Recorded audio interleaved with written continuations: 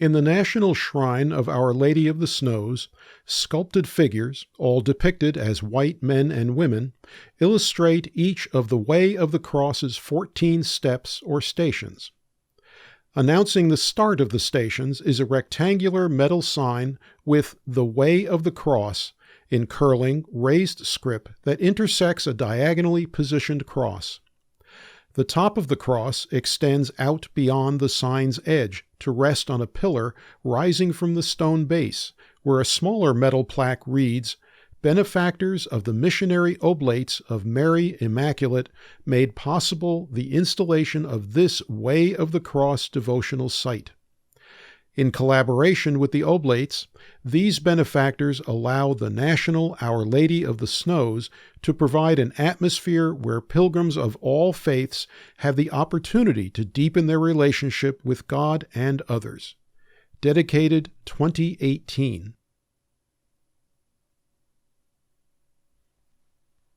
Square displays with flat, slanted roofs roughly the size of small sheds house each station. Gray vertical wood siding gives way to stone on the lower portion of the front of the structure. A window wraps the front and part of the right side to showcase the interior scene set against its gray backdrop. Brushed metal letters at the top of these cases indicates the respective station title, and a large metal beam arches across the front.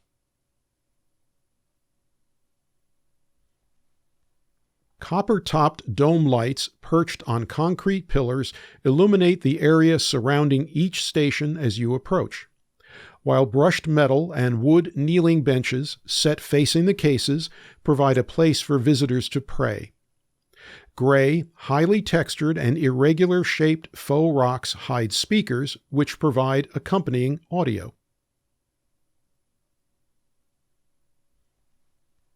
Station's Way branches off the main drive to wind through a wooded area toward the center of the shrine grounds, leading visitors along the complete route of the stations, before looping around to end near its start at the Guild Center.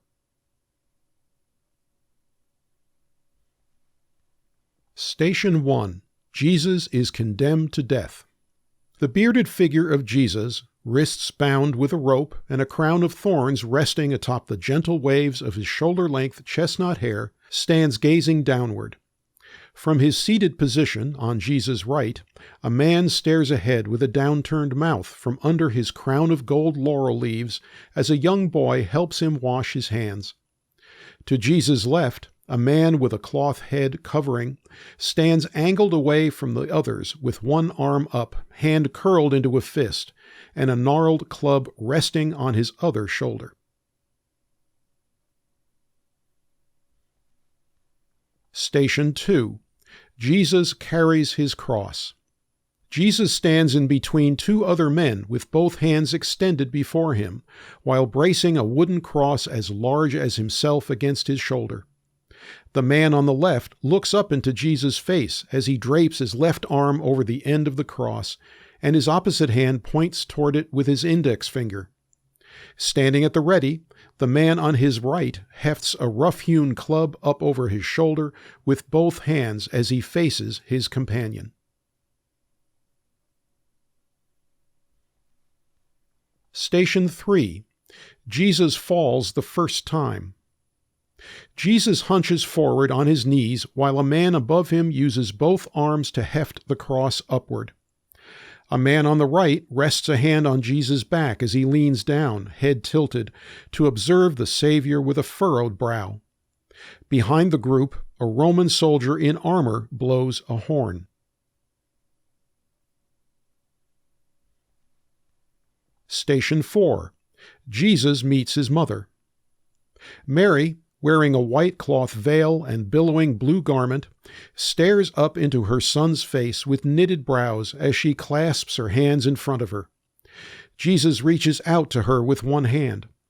A woman wearing a darker veil just behind Mary touches a hand to her chest as she watches the scene. A man peers around Jesus to fix his eyes on the woman. In an arm that cuts across his body, the man clutches a club while his other hand presses against the Savior's side.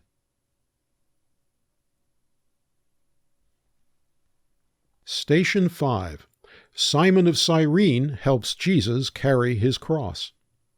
Jesus slumps forward with his head bowed and eyes closed at the center of a group of 3 men. The first, a balding man who stands to the front, gazes into the Lord's face as he reaches overhead to hold the top of the cross with one hand, while his other presses a scroll into Jesus' chest. Another man lifts the back of the cross up, even as his muscles strain under the weight. Toward the back, a Pharisee stands raising his hand, only the thumb and index finger extended, with a deep furrow creasing his brow under a band with a rectangular piece at the center and cloth draped over his head.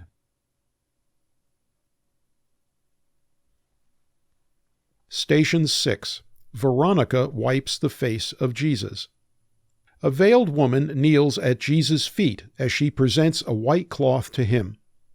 The Savior, supporting the cross alone, stands tall and looks upon her as he grasps the cloth in her hands.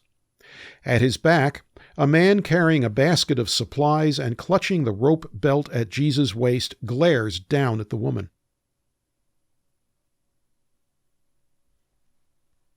Station 7. Jesus falls the second time. Jesus lays on the ground, supporting himself with only his forearms and knees, as a man with dark, curled hair lifts the cross up. A second man in a head covering grasps at the Lord's clothes. Behind them is a Roman soldier who holds a spear in one hand and a scroll in the other as he looks off to the side.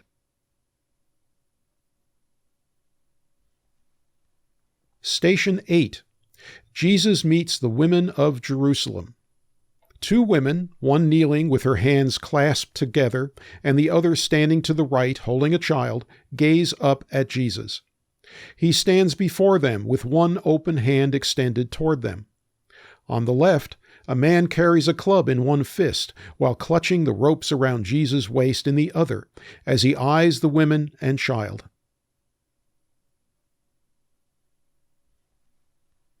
Station 9. Jesus falls a third time. Jesus slumps on the ground with his eyes closed and his head dangling over one arm. A man holds the cross diagonally on its side to keep it upright and grips the Lord's sleeve as a second man tugs at Jesus' arm.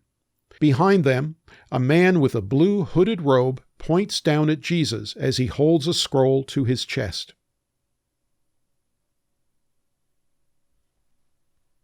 Station 10.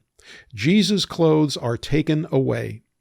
Jesus stands with his arms out, palms facing up, and his eyes cast heavenward as 2 men on either side remove his garments. Most of the Savior's torso is already exposed. The man on the left has his bare feet spread wide as he straddles a length of rope and other supplies. Between the bare feet of his companion on the right, a plant grows close to the ground.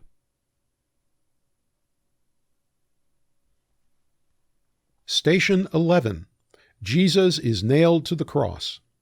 A man glances over his shoulder at Jesus with a deep crease between his brows as he crouches, gripping the Lord's ankle in one hand and a hammer in the other. Another man positions a nail over Jesus' palm as he swings a hammer above his head, ready to strike, while a third looks on holding additional tools and supplies. On top of the cross, Jesus lays his head turned away from the men at work. Station 12. Jesus dies on the cross. Jesus hangs crucified with a curling parchment sign nailed above him that reads, INRI. Below, on the right, his mother, Mary, stands as she bows her veiled head over her folded hands.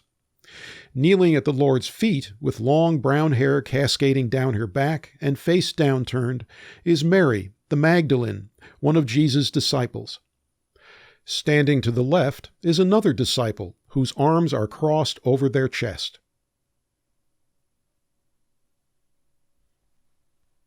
Station 13. Jesus is taken down from the cross.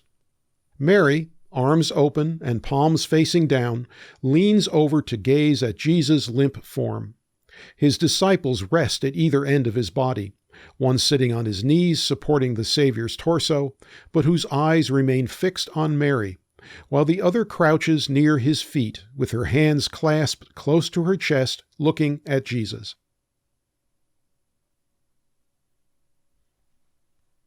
Station 14. Jesus is laid in the tomb. Two bearded men with head coverings arrange Jesus' slack body into pale-colored cloth. Behind them, with her face obscured by her veil, Mary wilts against a disciple who holds her hand as they both watch.